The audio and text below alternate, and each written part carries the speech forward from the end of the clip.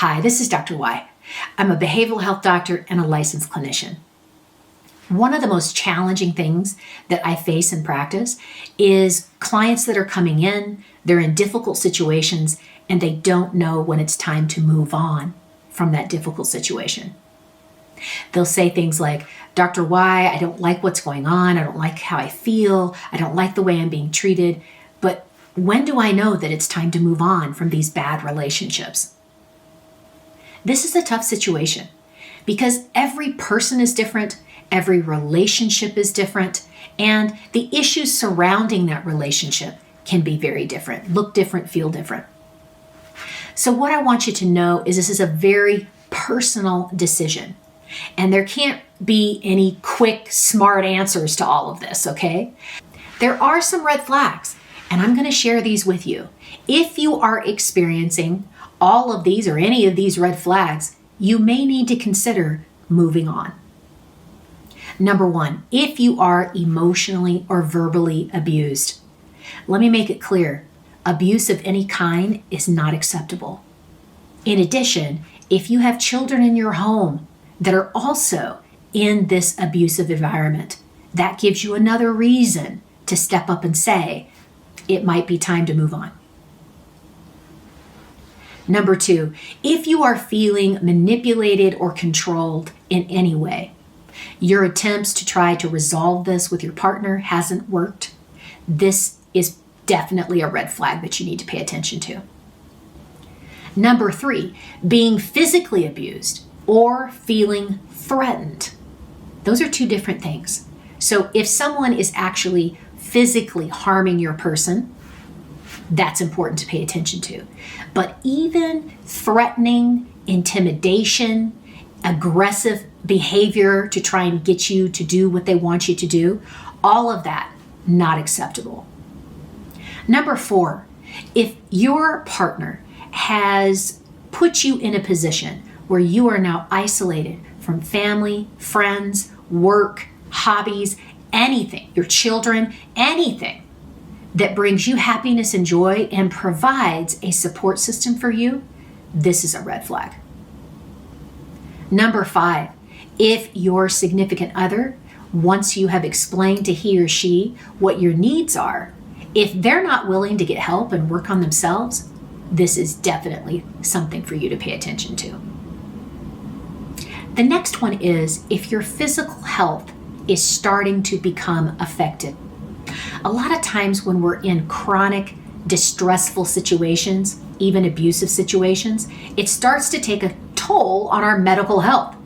We can develop not just mental health disorders, but we can also develop high blood pressure, body pain, autoimmune disorders. There's all kinds of things that can happen to our body when they are put and kept in situations that are chronically high stress and high trauma.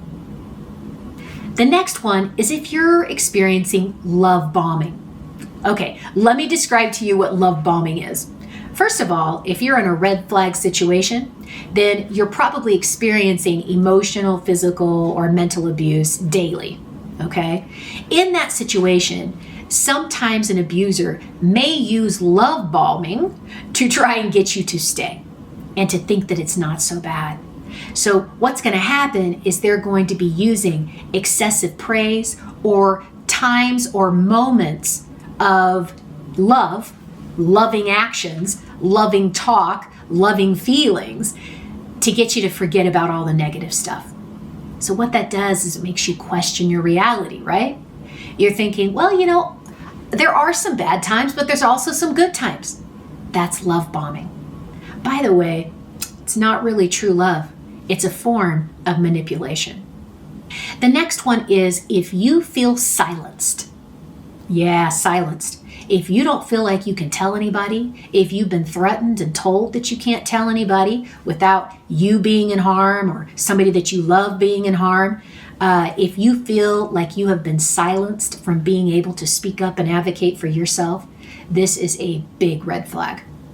And finally, if being loved as a person, meaning loving you, is conditional, this is a red flag. So you may hear things like, I can't love you because you're not willing to do this, or you do this and that makes me not want to love you, or I can't love you because you're not doing and obeying my orders and my commands. Sometimes this can be really subtle too. Check out my video on gaslighting, because I think this will be helpful in you learning and understanding how this can look and sound. Everyone is worthy of love, you included. And so if your significant other or partner is making you feel that loving you is a chore and it's conditional on you obeying or doing what they want you to do in a controlling environment, that is a red flag. Again, each situation is uniquely personal and it's different.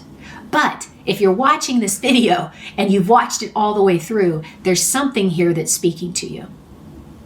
If you've got additional questions or concerns, you can email me or you can type it down in the comments. I'm always checking and wanting to hear from you.